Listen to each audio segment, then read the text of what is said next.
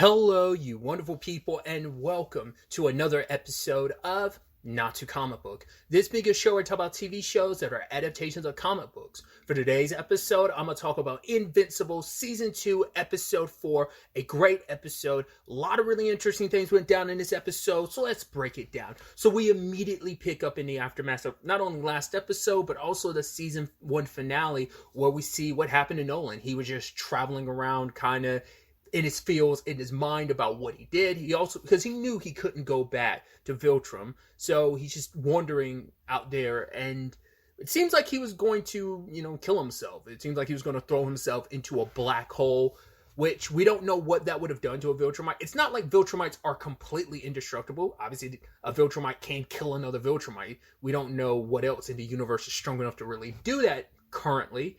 I mean, we've seen some things be able to work Mark over, so it's not like they're completely unkillable, but it makes you wonder, what would a black hole do? Would it spaghettify them? Obviously, that term's probably always existed, but that's definitely become up a lot more in the pop zeitgeist because of something else. But yeah, the spaghettification that a black hole will do to someone. So, but we'll never know, because Nolan ends up saving a Thraxa ship that was going to get sucked into the black hole, and he brings it back to their planet. He was going to leave until they were like, no, please tell us about yourself.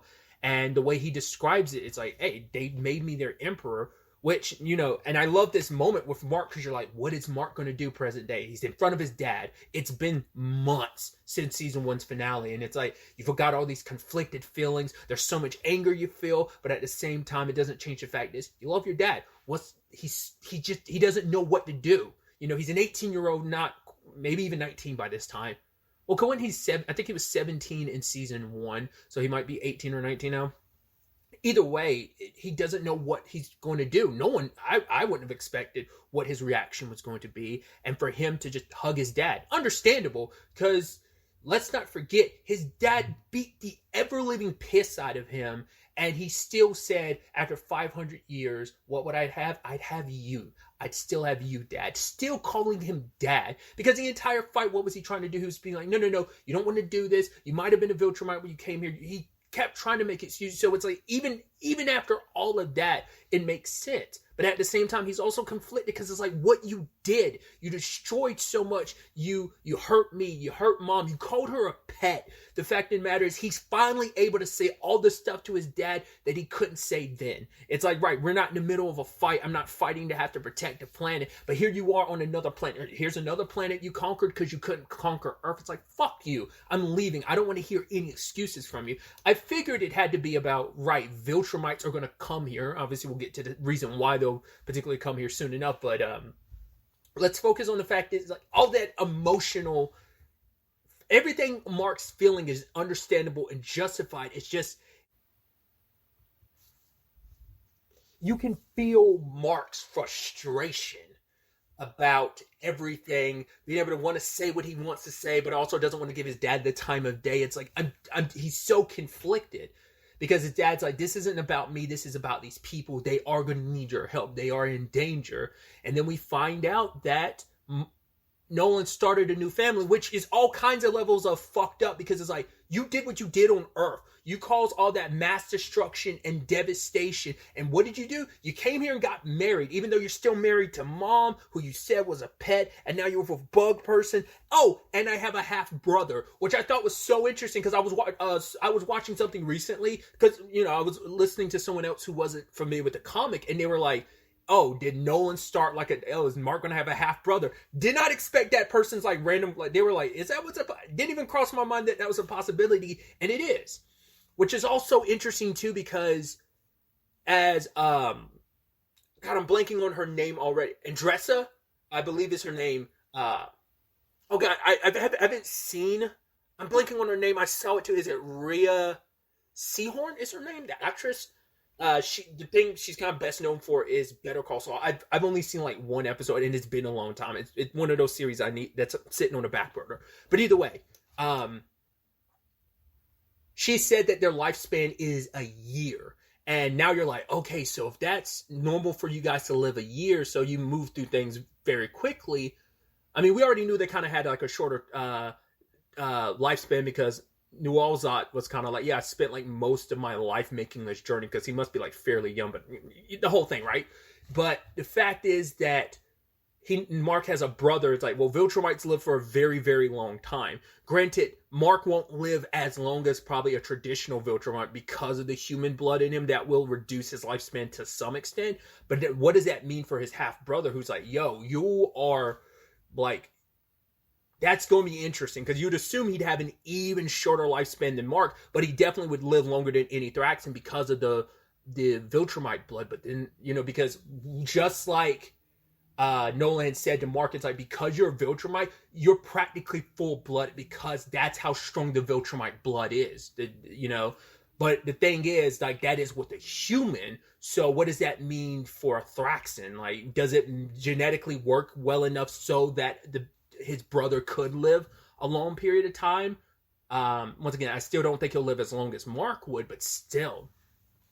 Now, what's also interesting too is on that topic, and it's something Alan brought up in episode. It was Alan and his girlfriend were talking about it. Like, right, aren't Viltrumites all about pure bloodedness? Why would they ever procreate with another species? They're only allowed to procreate with species that are similar to them on a genetic scale. In this particular case, humans. Like, when you look at a Viltrumite and a human, they look indistinguishable. So humans are already lower on the totem pole. Any other species would already be even lower. That's why this whole thing of like, oh, you made it with these bugs, you're disgusting, because it's like, it was already bad enough you made it with a human. We allow that. We allow it with our race superiority shit. But in a bug, oh, you're disgusting. So that's really interesting. I mean, obviously, it's kind of on that, obviously, it's like you can make the real life comparison to like the Nazis, or you can make even comparisons to Ego. But obviously, like, Nolan isn't on an Ego situation like he was, specifically Ego referencing the MCU. I don't know if he's like that in the comics in general, if that's Ego shtick. But either way. Obviously, Andressa and his brother are innocent in all of this, because it is the thing of Nolan brought this upon them. It's like, yeah, the Viltrumites, if they come here, they're going to come after me because I abandoned my post, but they will kill your brother because they'll view him as less than. I mean, obviously, they'll also kill Mark if they view him as less than, but it's a difference where it's like, Mark is at least like, they'll give him some leeway to the extent, oh, we'll at least test you out. His younger brother, it's like, oh, we'll kill him on sight. And even Mark's like, why is that? Why are you putting this on me? Like, why do I have, like, I'm the asshole if I walk away from this situation, because it's not my fault this planet is in this situation. You knew what the rules were for your people, and you still had a family here. That's on you, not on me. Like, I'm not the asshole in this situation. You are, knowing what that your people would come after you, for you to chill on this planet and start a family, that is monsters. I mean, once again, it's just like, you have the audacity to come and live a normal life and start a new life. Try to be the good guy now after everything you did on Earth. It's just like, it's frustrating for Mark, because even I'm like, the hypocrisy. It's like, you're a fucking monster. You don't deserve to just, but also, once again, Andressa and their child are innocents in this. So that's where Mark's kind of conflicted, because at the end of the day, why did he come here? He wanted to save lives, and this means saving lives in this regard. And lo and behold, 3 Viltrumites show up. I'm assuming these are the same 3 that whooped Alan's ass last episode. We know one of them, Thula, was there. One of them was Lucan, who's voiced by Phil Lamar. But yeah, Mark is like, I couldn't even go toe-to-toe with you. Like, and once again, we just saw Alan, who also couldn't go toe-to-toe with a Viltrumite. So, but they didn't have enough time. There's no training arc. It's like, yo, we're deep into it. So, and even we even had that moment between Mark and Andressa, who was kind of like, right, what was the phrase for you humans? Head over shoes? It's like head over heels. She was like, I was head over heels with your father. I didn't learn about his story until after I was already in love with him. And I wasn't trying to replace you or your mom. The fact is that your father, he loves you and he misses you. And for Mark, it's just, that's so bittersweet, because it's like, he missed his dad too, but it still doesn't change the fact is, you, after all the destruction you caused, you got to leave. You weren't there to kind of pick up the pieces that Mark and Debbie had to do, picking up the pieces of their lives after you you didn't just blow it up, you annihilated their lives. And Debbie's back on Earth doing what she's doing, going through what she's going through. We'll get to that soon enough, but which I think that is a beautiful juxtaposition between what Mark's going through with all of this and then what Debbie's going through. So, like I said, we definitely will get to that stuff. But Mark has to try and protect Andressa and her baby. And once again, he couldn't even go toe-to-toe with his dad. And these Viltrumites, who knows what the power ranking is? Like, Nolan might not even... He's probably not even the strongest of the Viltrumite. We have no idea where he is in the rankings. He might be middle. I mean, hell, for all we know, he might be bottom of the barrel when it comes to Viltrumites. But Lucan, like, obviously, Mark tried to, do his own thing, but just to show you the difference in power, literally held and pushed Mark down with his index finger and kept pushing him deeper into the ground. Luckily, Nolan showed up, and even Nolan was kind of getting his ass whooped a little. He was bloodied up a little bit, and if it makes sense, another strong Viltrumite beating the crap out of another, it makes a lot of sense. Because once again, back to that point I was making, we still don't know where Nolan stands in the grand scheme of things. Because having not read the comic, my understanding was him slaughtering the Guardians of the Globe was kind of at least instantaneous to some extent. Like, it wasn't the drawn out fight that it was in the series, in this series. I think that's my understanding, at least based on what I had heard previously.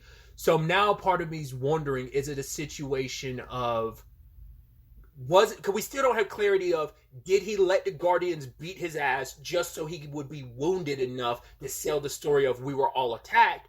Or did they actually do a number on him because they were just that good? And that's unclear. It could be either way, and we still don't have full clarity on it. Nothing in season 1 really gave us full clarity on that. But either way, it could be a little bit of both.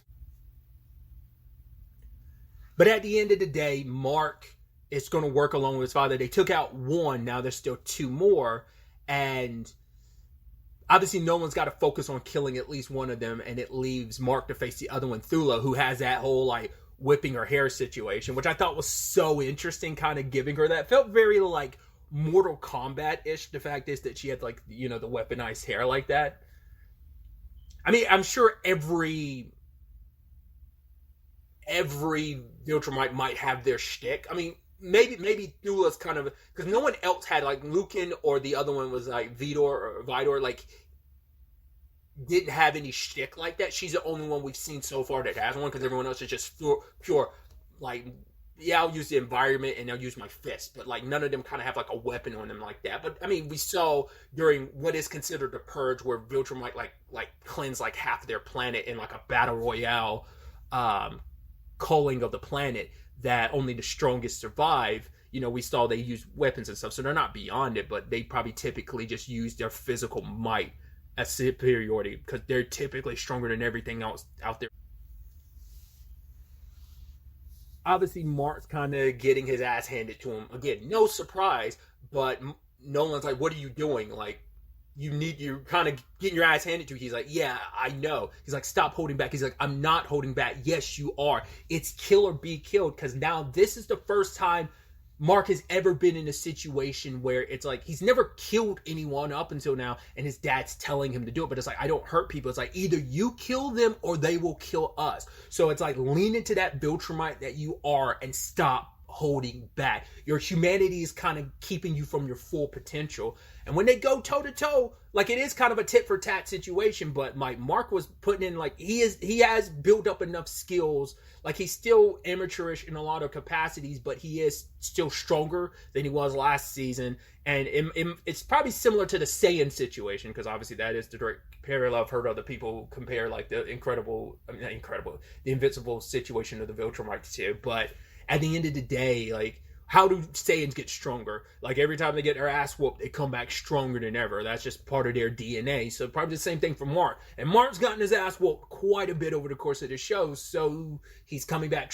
He's handling his own. And he actually comes out on top against Thula. But it's like his hesitation to put her down gets him, like, almost disemboweled. But, and then Nolan doing the classic of, like, red rushing Vidor or whatever his name is, almost killing, well, I think just straight up killed him because he's the only one we never saw afterwards, and how he ended up dealing with Thula. Like, that was, ugh, like taking like her jaw against his arm and like breaking off the bottom of jaw, which are a little like, I mean, we didn't get no sympathy. You're just like, oh my god, more Mortal Kombat brutality, which, funny I would bring up Mortal Kombat considering, hey, Omni-Man's in Mortal Kombat 1. But the fact is that you're kind of like, yeah, especially because it feels so good. It's like retribution. Like, Nolan's not doing that for Alan because he has no idea, but you're like, yeah, that's for what you did to Alan. But then sadly, Lucan shows up and he breaks Nolan's back. Kind of went, I mean, obviously it's not the Bane Batman Batbreaker, but still, it's like, yo, if you're going to fight, try and kill someone, you better make sure they're dead. So Lucan's still alive.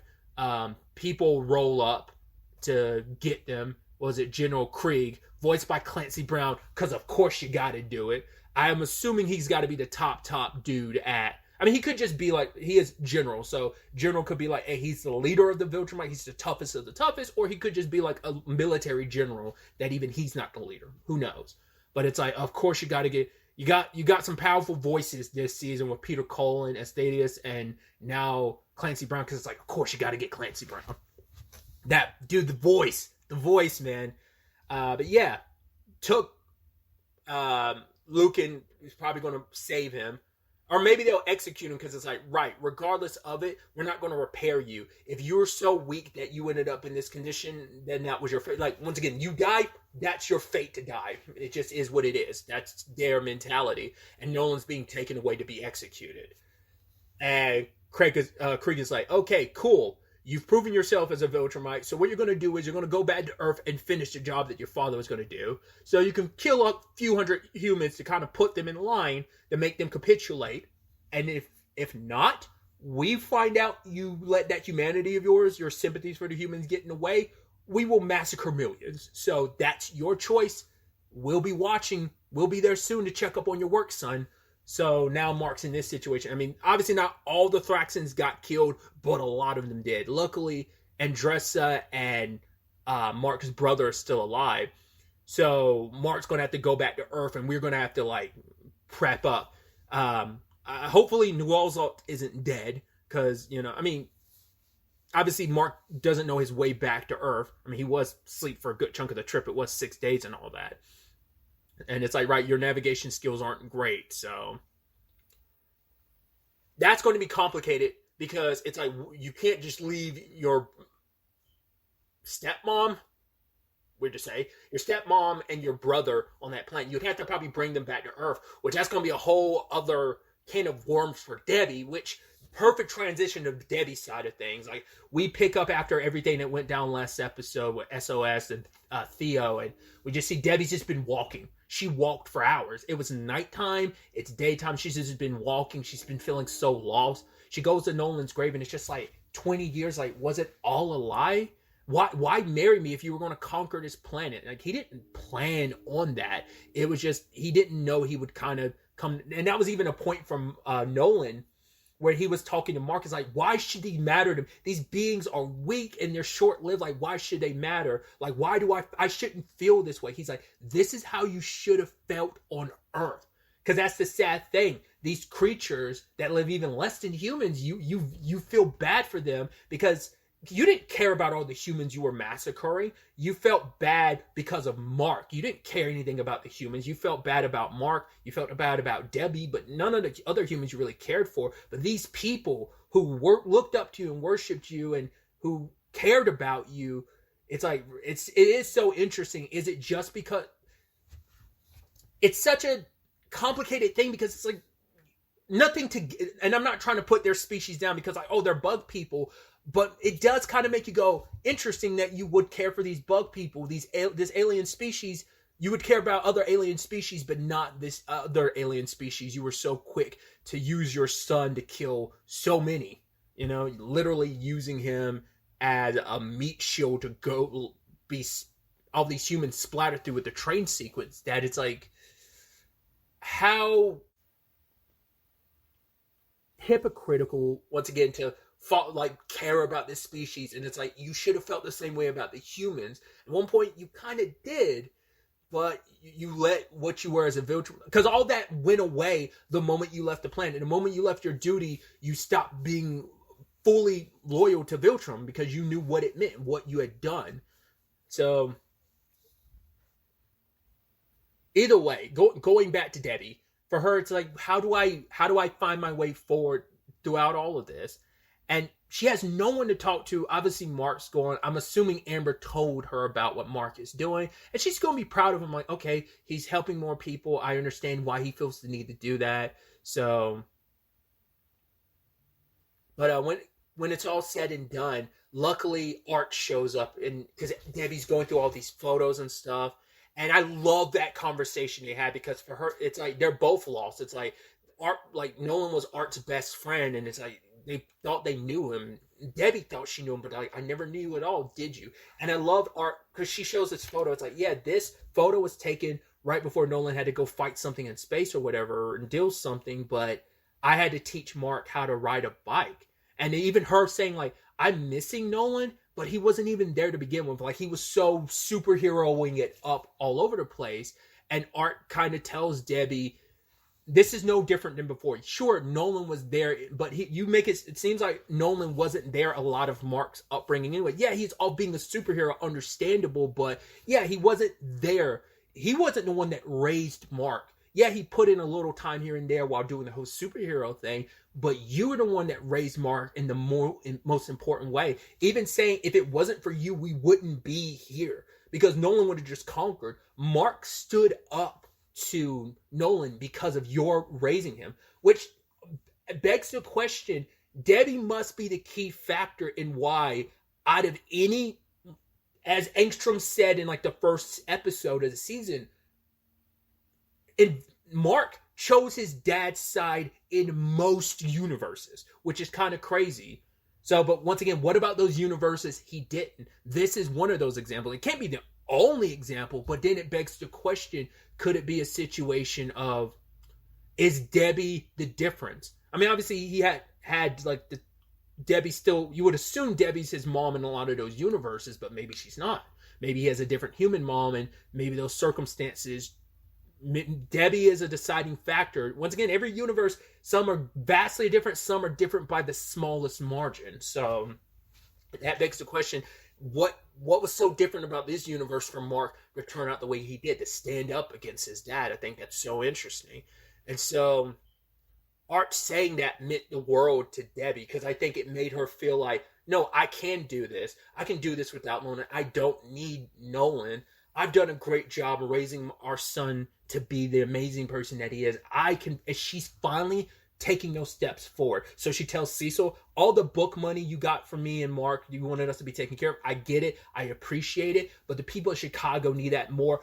Find a way to give it to them. And Cecil's like, no, like, this is what, and she's like, no. That money was your way of controlling us, keeping me and Mark on a leash so that we'll feel indebted to you. But we're not doing that anymore. And I thought that was poignant, because regardless of, yes, Cecil has the best of intentions, but yes, he made it clear he wants to keep Mark on a short leash because he's so afraid of Mark ending up like his dad. And it's like that distrust of Mark. I get it. 20 years of Nolan being this liar and this manipulator, this killer, and you had no idea who he really was. You don't want to take that chance again of, hey, Mark can break bad. Once again, we see that in most universes he does.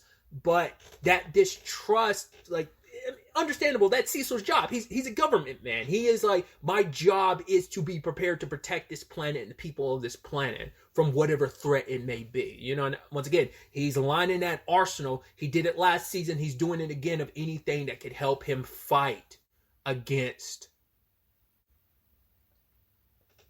the threat of the Viltrumites.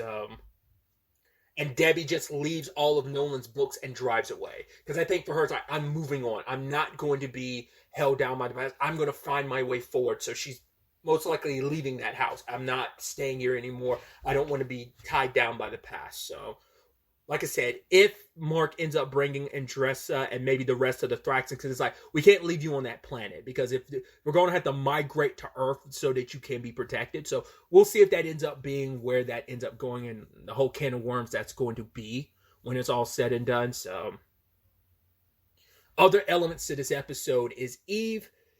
She was actually hoping to talk to Mark, but obviously he's gone. And she doesn't want to talk to Amber and William about it, because it's like, it's kind of a hard thing for her to pick up. It's in the aftermath of everything with her dad in episode 2 and everything about like her trying to help out in Chicago and how that backfired the way it did. She's been feeling really down, and like everything with her mom and dad, like specifically like that 1-2 punch of her dad and that news about everything in Chicago made her go like, damn. So she wanted someone to talk to, but I think she also doesn't want to bog William and Amber down, because it's also like, right, they're not heroes, they kind of won't fully understand. And I think it's also a thing of like, I don't want, Mark is going to be a little more understandable of, because she blames herself and she knows like, hey, Mark understands what that feels like. So the one person she really feels like she could talk to, she's not really checking in with the Guardians are other people she could talk to too, but she's kept her distance from them with everything. Like, yeah, she's good enough terms with them, but she's kind of done her own thing. So Mark's the closest person she really could like have those conversations with. And so we find out, because she told Amber and William like, no, it's cool. I have a place.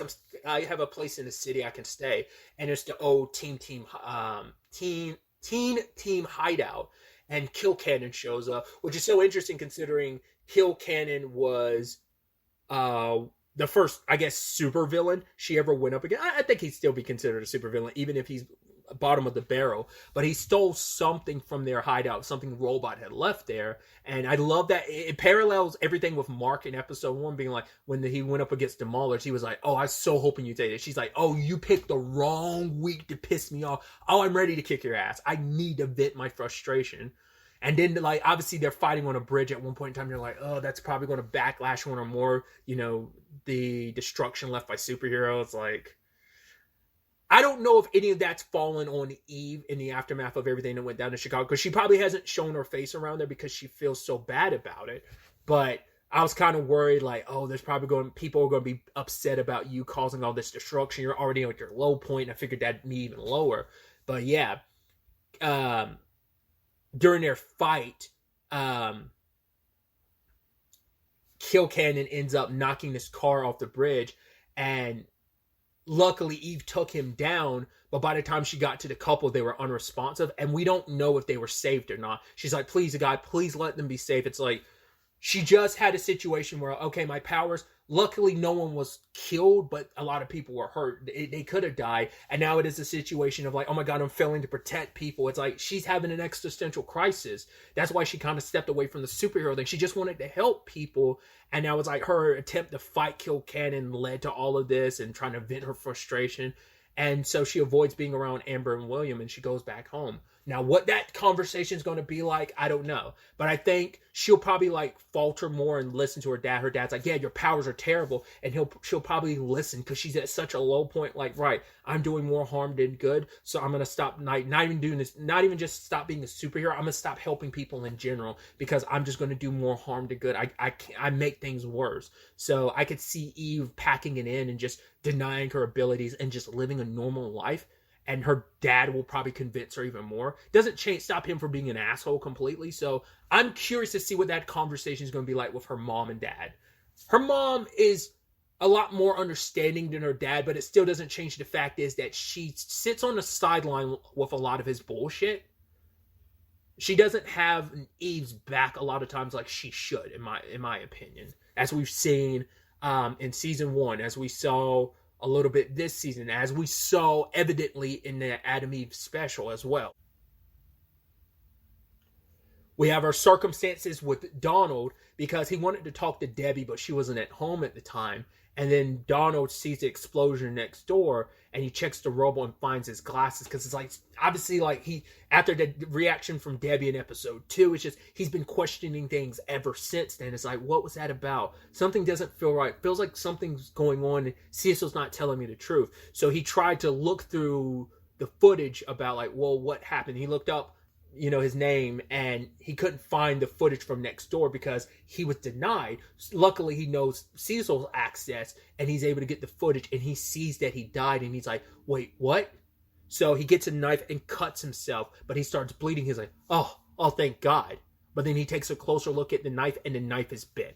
Like I said, I heard about what Donald's circumstances are in the comic. Until they actually talk about it in the show, I won't talk about it because, once again, I don't know if they are going to change that or if it's going to be an exact one-to-one. So once again, we will have that conversation when it comes up. So like I said, just be careful if you don't want that spoiled for you, because obviously you're coming out a comic book that's been done for a few years now. Of course, that information is going to be generally out there. I'll just say be careful about it, like in case you're wondering. You can obviously theorize and stuff like that, but be careful because the answer is definitely out there. So, like I said, I'll talk about it more in these when that time comes in the show, because we don't know what Donald's deal is. Like I said, it hasn't been revealed yet.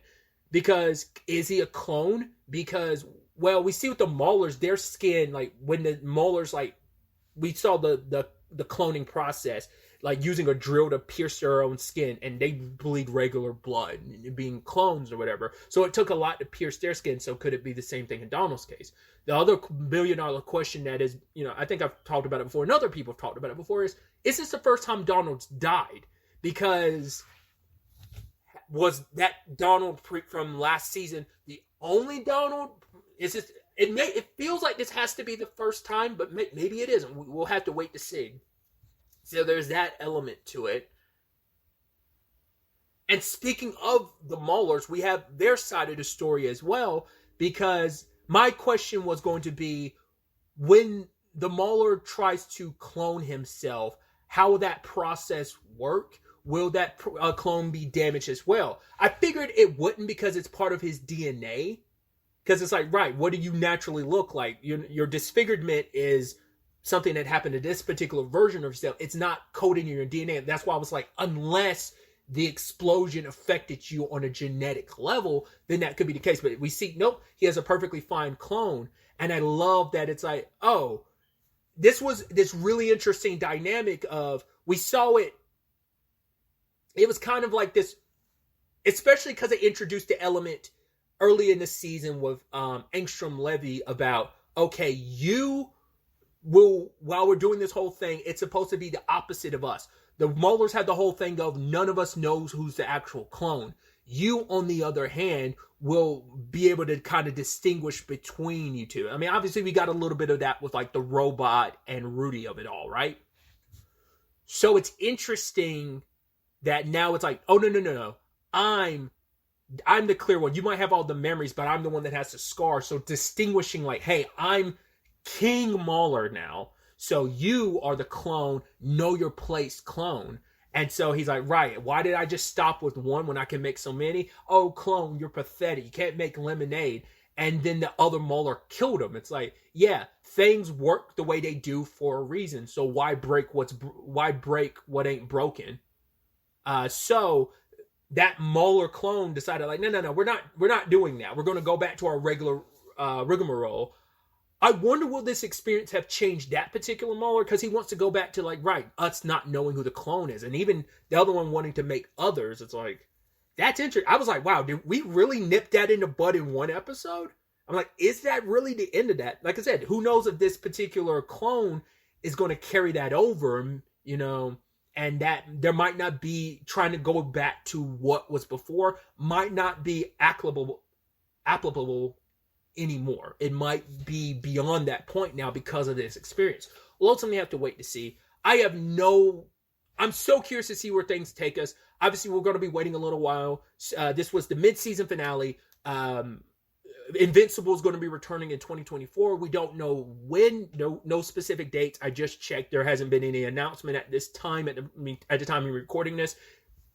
It is Thursday night still, so maybe some information will change because this will be going up Saturday. So we'll see by then if things have changed. But I'm so excited to return when Invincible returns, to see where all of this takes us. 4 more episodes to see how this season plays out. I'm so excited to see what happens next.